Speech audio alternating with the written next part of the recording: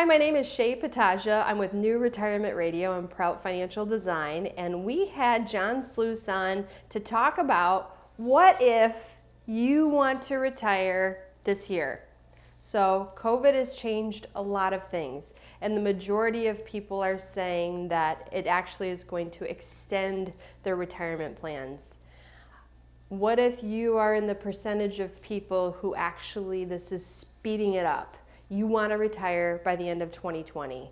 The COVID culture at work is not the way you want to finish out your career. Maybe you need to sell your business. Maybe you also don't want to experience another lockdown during winter. So you're going to get out of here.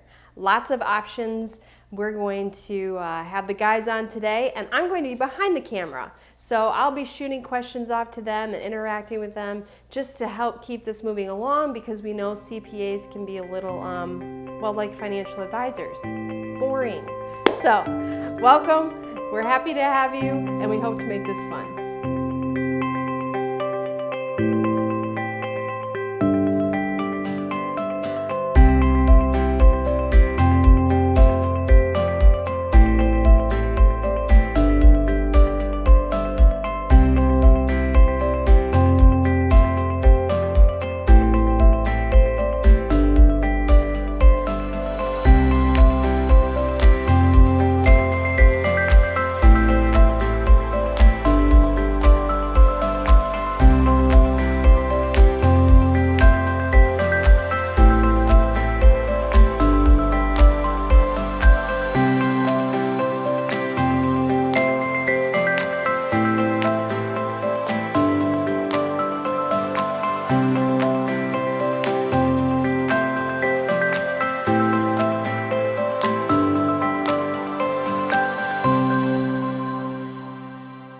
As Shea just mentioned, we also are seeing several of our clients are individuals that are coming to us and saying, "Hey, Jon or Jeff, we're thinking of retiring here. We've talked a little bit about it early on. Maybe it was 3 years out, 4 years out, but I am just not liking this atmosphere where I'm at. Maybe I'm a teacher and I got through the Zoom classrooms and the Google classrooms, but that's not how I want to see the next 3 years of my career going. Or I'm the construction worker that's building a deck out behind someone's house, but I have to wear a mask now because I'm required to, and all these new OSHA requirements that are coming through.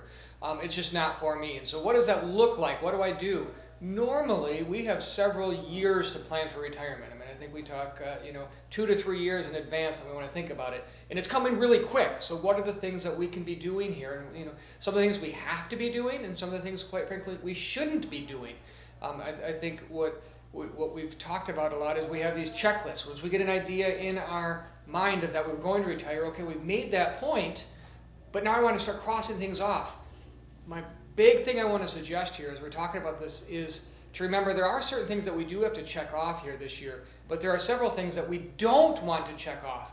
You've spent your lifetime building this nest egg and this retirement portfolio and these after-tax dollars and these pre-tax dollars, and given a long time of strategizing, we can figure out what's the best way to get it out. Don't go make knee-jerk reactions this year. So we want to talk through here today. That's why we're bringing you to this topic today, is to think about some things that we want to do this year and things that we don't want to do this year.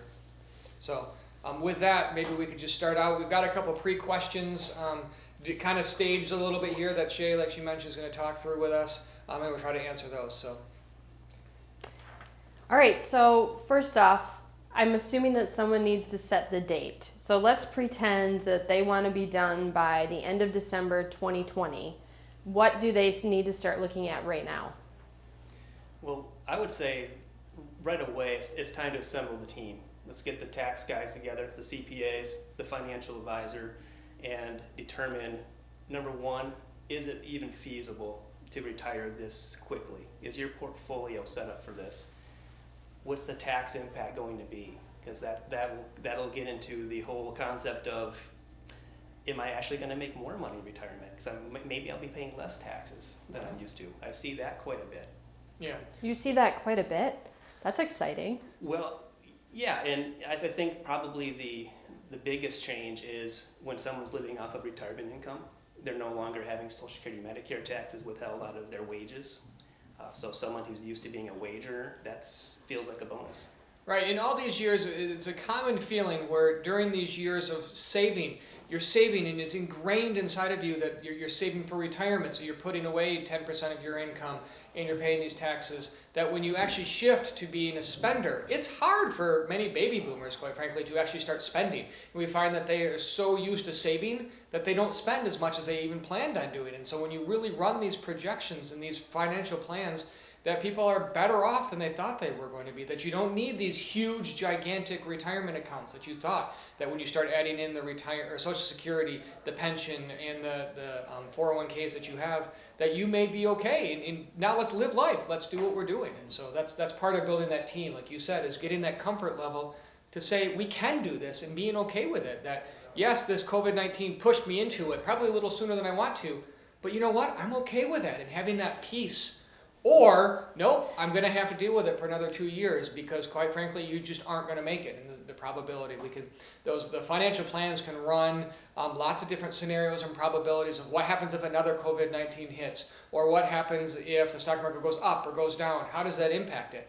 Well, maybe your portfolio isn't as big of a piece of the overall pie anyway, because you've got some rental income coming in, you've got your Social Security, and you have other things that are going to be fixed. You've got an annuity, you have some other things. So that all is part of that overall picture that you're looking at. Again, this is nothing new. These topics aren't overly complex or strategized. What's different today is that it's happening faster, because before you were planning for this 2 or 3 years in advance. And now all of a sudden you're just getting that urge and that itch a little bit sooner than you normally would have. That's what we're talking about here today. It's nothing crazy and new advice that we're giving. It's the same tried and true advice that we would have always given. But it's just kind of geared and focused in right now because people are tending to be more urgent feeling than they are right now. So getting that team is important. This leads me to my next question, which is the thing that none of us like to look at, I don't think, which is the B word, the budget. I know. I love the budget. I know you do, but you're special, and we know that. So this makes people look at their budget a little bit closer because of looking at expenses. They're going into retirement. You're writing your own paycheck. So you're your own boss. You actually have to think more like an entrepreneur than maybe you have in the past. So what things do they need to look at in their budget? So the first thing that I would probably challenge people to think about is don't think of it as a budget. Budget oftentimes has a negative connotation. Think of it as a spending plan. So it's an opportunity for you and your spouse or for yourself to sit down and say, okay, where do I want to spend my time? Have that preferred future that you say, you know what, I want to take a trip. I don't want to take a trip. I want to buy a car, or I don't want to. So you're laying out where you're going to spend your dollars. And then when you do get to that point, you can feel good and maybe spend a little bit more than you would have otherwise because you feel comfortable that it's within my spending plan. Then and be okay with it. So maybe that really nice bike that you maybe would have only spent $2,000, but now you can spend $3,000 for it because you budgeted for it or you planned for it. It's okay. But so the act of doing it, of sitting down and having that thought process is important, especially if you have a spouse. That meeting of the minds is very important because more often than not, you have a spender and you have a saver. So coming through and having that discussion allows you to see that comfort level for both. Neither is right, neither is wrong, but having that ability, that plan that outlines within it. What would you say, John, in your experience, would you say the majority of retirees do not have a mortgage? Because that would be a pretty big part of the budget, is having to cover that monthly mortgage. I know for myself, I see, for the most part, people were able to pay their house off before they retired. But the few that haven't, now would be a good time to look at consolidating or refinancing. Yeah. Free up some cash flow that way. Yes, and Jeff, I think you bring up probably the number one question that people ask when it comes to retiring is, I have a little bit of a mortgage, and it's especially as it relates to retiring earlier. Maybe you were on a trajectory and a plan that you were going to have your mortgage paid off in 3 years, but now I'm going to retire early. So you know what? I want to pull some retirement account dollars out to pay that off, so that way I don't have that monthly payment. that may be something to do, but it may not be. So this gets into my earlier comment on where we were talking about there are certain things that we want to do in the year that you retire and potentially things that you don't want to do. Because the worst thing you can do is do something very quickly. Nothing good happens quickly when it comes from the tax planning strategy or side of things. And so we do want to evaluate that many people, you're right, in retirement don't have that monthly payment. So when you're doing your cash flow, it's a freeing feeling. That gets back to where actually people feel like they actually can make it. But there might be a little bit of a bump here to get to that. Maybe you have $20,000 left on your mortgage or $30,000. Do you take those dollars out of retirement this year, or do we wait till next year? And then maybe we just budget this year for the monthly payments. So we know that in a checking account we have our monthly payments to make it through, and then we pull on January 1st and pull the dollars out. So making that plan and that strategy is important to decide when do you pay it off. Don't just assume that you have to have the mortgage paid off when you go to retire. Is it a crazy idea for someone who wants to retire and still has a mortgage to refinance right now because the interest rates are so low? It's not a crazy question and a crazy answer. In fact, I think it's one that you should evaluate. The answer may be yes and it may be no. You have to think about, do you want that monthly payment in retirement? Is it something we should be doing? So for many people, the answer is probably no, that we don't want to. But there is a certain set of individuals where it makes sense. And why I say that is most mortgages are income-based, not asset-based. And when I say that, meaning, yes, they're looking at the value of the house because they know that they're going to, if worst case scenario, they're going to take the house back and then that way it'll pay for your mortgage. No bank wants to take over a mortgage, then take it back. They're not in the business of selling, so they don't want that. They want to show that it's going to get paid back. Well, how do you pay back a mortgage? Through income. Well, if you're retired, you may not have that income. So getting a mortgage prior to retirement is certainly easier than it is in retirement. That doesn't mean that you can't get one, but it means it's easier. So, Shea, getting to your question, if you're concerned and you want to have a mortgage in retirement and you need those cash, or need that cash, doing that refinance before you retire is important because you have that opportunity to do it while you have income, not later. So it's not a crazy answer, but it is an individualist answer. So that's a question you should be asking to decide. I mean, what do you think on that, Jeff? Yeah, I think it also boils down to some of our retirees may be in a position where they just have to free up more cash and they've got this debt. So refinancing, even stretching that out for another 15 years could do the trick. You know, just flip the scales enough to where they can retire and feel comfortable doing so. All right, let's talk about Social Security because everyone likes to talk about Social Security. What do you need to look at now? Well, Social Security in of itself is a huge topic, Shea, as I'm sure you know. We could spend countless webinars on just that topic alone. So to answer your question, I'm going to focus specifically in the context of what we're talking about today is the COVID-19 makes me want to retire sooner. Now, where do I see that happening? How does that interplay? Well, many individuals associate retirement with Social Security. So if I'm turning 66, that's when I'm going to retire. Or I'm turning 67 now, for if you're younger, that's when I'm going to retire. Well, now all of a sudden you're thinking about it, well, you know what, can I retire sooner? So the first thing I want to answer when it comes to Social Security is Social Security does not equal retirement, and retirement does not equal Social Security. They can be separate. They oftentimes are attached, but they can be separate. So just because you want to retire doesn't mean you have to take Social Security. And in fact, if you're going to retire early, again, that's the context of what we're talking this about. Maybe you're 62, maybe you're 63. So a little bit earlier than you thought about retiring, and it's before your full retirement age, that you may want to hold off on taking that Social Security for many reasons. There's a big catch out there that if you're below the full retirement age for Social Security and you start making income, and if that income is over a certain threshold, you have to give back that Social Security. So you're penalized by taking it early, and then you turn around and give it back. So that's a big no-no that you want to avoid. There are some abilities that we have to give it back if we need to. But that is especially in this year that you're thinking of retiring sooner. If you start Social Security, be cautious. Because if you remember, January, February, March, those are actually good months. It was before COVID-19 hit. It seems like forever ago, but those of you had income. So you may have found that you hit your income alone this year, and if you start taking Social Security now early, that you're going to turn around and pay it all right back at the end of the year. So it's definitely something we need to think about. You know, and maybe not even that first year. A lot of our retirees will take that first year and say, hey, I'm not working, I feel great, and then all of a sudden we find that they're bored and they start a side business. Or they go back part-time doing what they love to do, and all of a sudden now they have wages or earned income, and that impacts the Social Security benefit, and they have to pay back a portion.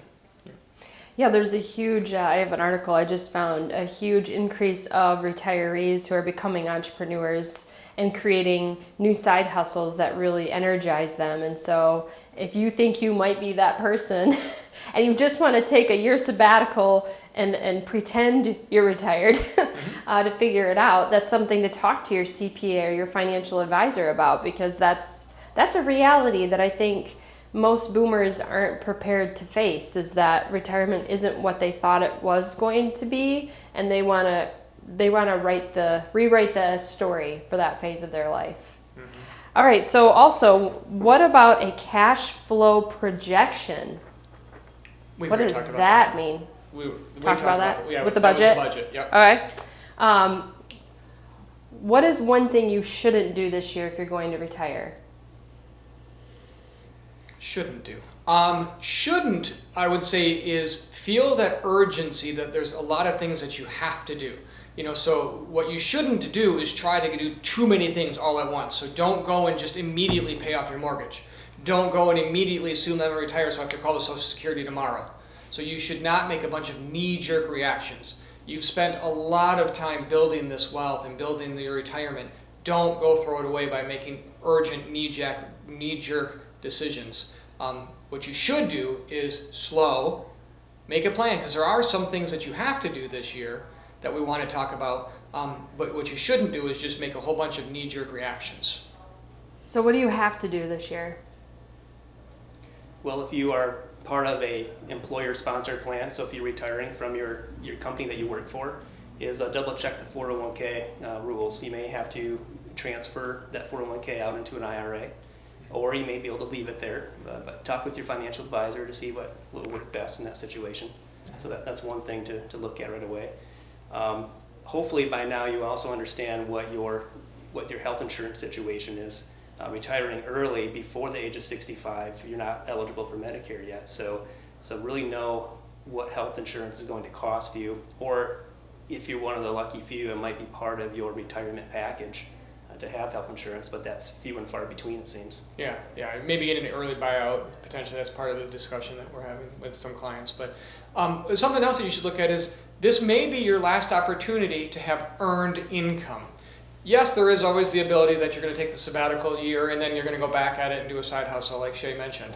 That's exciting to me because then it gives us more opportunities. But let's assume that you don't. So if this is your last year truly working, it's your last year with earned income. And why earned income is so important is all these tax savings and these tax motivated plays and moves and maneuvers that we do are based on earned income, or many of them are. So contributing to an HSA account if you're eligible, contributing to an IRA or a 401k, that's all predicated and based on earned income. So this year was the year that we may want to potentially max those contributions in there to get it one last opportunity to get it into the retirement account, or get it into the HSA, because going forward you may not have that ability. Well, I think you guys have done a really great job of not being boring. So if I were to rate you on 1 to 10, 1 being super boring and 10 being very entertaining, I'm going to give you a 9.